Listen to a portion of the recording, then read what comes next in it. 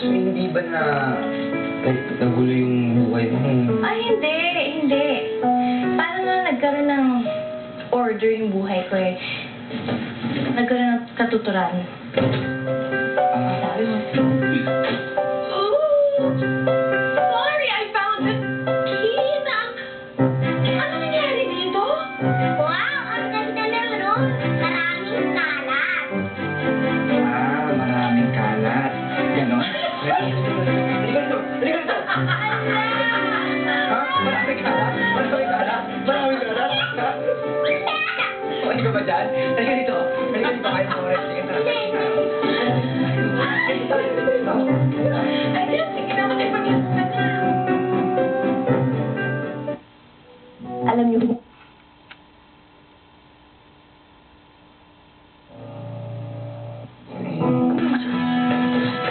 Teka, sorry ah. Kasi ito eh. so ano na? Ano na, so, alis ka na, di ba? So, sama na kita.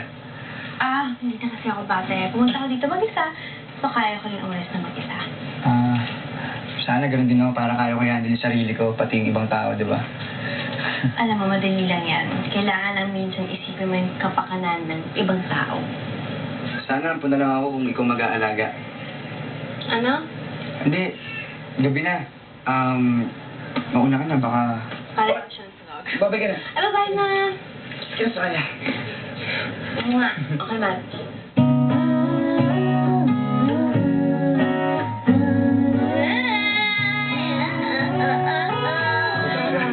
Sige na, bye-bye. Bye-bye. Bye-bye.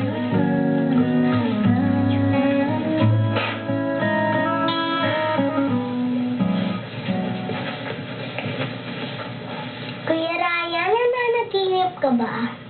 Hindi. Bakit mo sabi na naginip ako? Bakit ka nakangiti?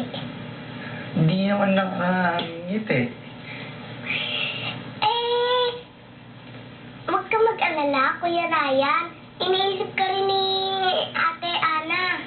Ganyan, palagi ka naka-smile, mas okay. Kesa naman nakasimangot ka palagi, mas magugustuhan kaya ni Ate Ana. Ikaw pinatulog na nga kita dito, binubola mo pa ako. Sige na, matulog ka na. Sorry na, Kuya Ryan. Bukas, lilinisin ko tong kwarto. Tutulungan kita. Talaga? O sige, pag tinulungan mo ako bukas, papasyal tayong dalawa. Siyempre, kasama si Ate Ana. Kuya Ryan, masarap dito at masaya. Alam mo, ako rin, masaya din ako nandito ka. Sige na, matulog ka na.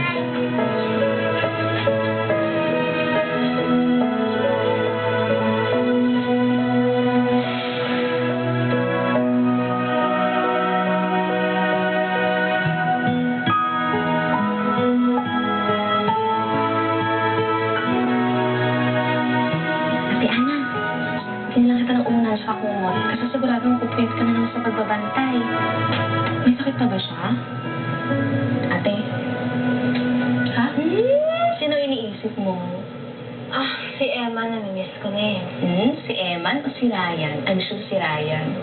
Si ate, in love. In love. Alis na ako Ang kulit.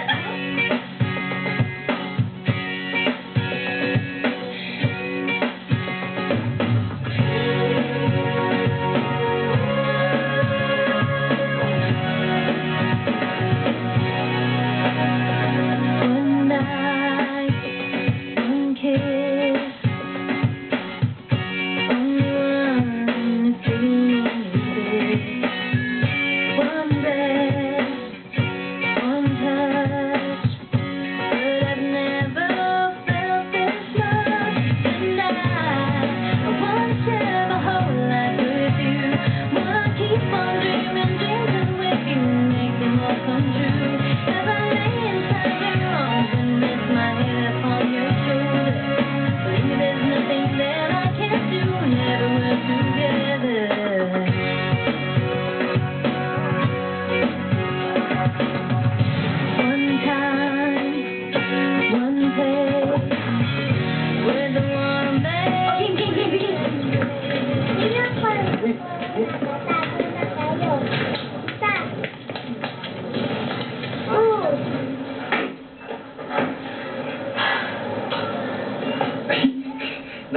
Sophia, nauna ka na ba dito? Gusto mo, Ay, ba't na ako taguan? Saka na lang. Kasi kung malis ka pa, baka makita pa tayo ni Eman. Hindi tayo makahanap dito. Huwag kang mag-alala. Enjoy pala pa naglalaro, no? Oo naman. Lalo na pagka yung kalaro mo yung katulad ni Eman, tapos sinamahan pa ng katulad mo, sobrang energetic. Cool. Cool. Pero, pansin ko medyo cool ang hangin ba? Nag-iiba yata ang Parang tingin mo sa amin, mortal enemy. Ha? Diba? Hindi, kasi kaya siguro madami akong na-realize na sa mga sasabi mo. Tama ka kasi. Immature kasi ako eh, diba? Selfish, tsaka inconsiderate. Alam mo, siguro dahil matalino nga ako, pero wala naman akong pakialam sa mga tao sa paligid ko. Huwag mo naman masyadong naiging yung sarili mo. May chance ka pa naman para magbago. Salamat. Kaya nga nag-i-enjoy ako ngayon ng sobre, kaya lang nakakalungkot din dahil kung kaya nag-i-enjoy ako, kaya napapamahal sa akin si Eman, ilang araw na lang itatagal sa amin, sorry na namin siya, di ba? Nakakamiss din yun.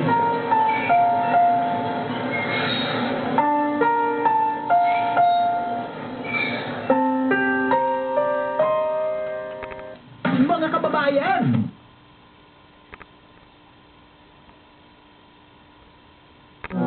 Sa ganitong pagkakataon, napapaisip tayo kung sasabihin natin maraming pag-ibig sa ating puso, bakit hindi natin ibahagi para mas marami ang makinabang? Ano nangyayari sa'yo? Ano nangyayari dito? Pareha na lang kayo lahat! Pareha na lang kayo! Kanina pa siya ganyan, nagwawala. Tinawagan ko na nga si Ana eh. Eman, bakit ba?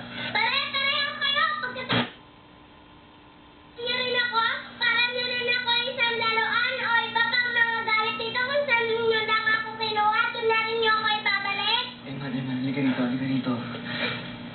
Hindi ka naman namin basta-basta si Sole eh. Bibisitahin ka pa rin namin ni Mami. Yun din ang sabi na iba, hindi na ako naniniwala sa inyo.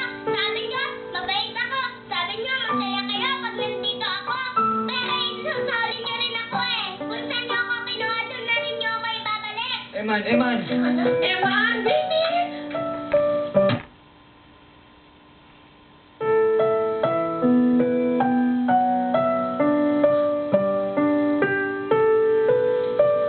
Ngayon lang siya nagkaganyan.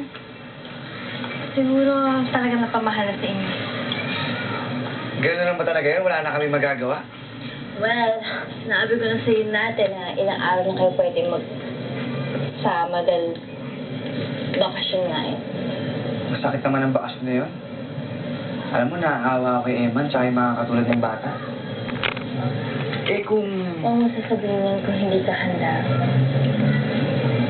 Ang pag-aampon, seryosong bagay yan. That's a lifetime commitment. Kailangan handa ka, pinag-iisipan yan, tsaka hindi binabase sa temporary experience. Paano si Eman? Well, okay lang siguro si Eman. Maintindihan niya yan eh. Bata pa lang siya pero he could really understand things. Plus, nagiging stronger siya. So dapat pala siya yung tinatawag kong kuya. Sa tingin ko, dahil ko yung immature. Joke. Wala na ba akong ibang pwedeng gawin?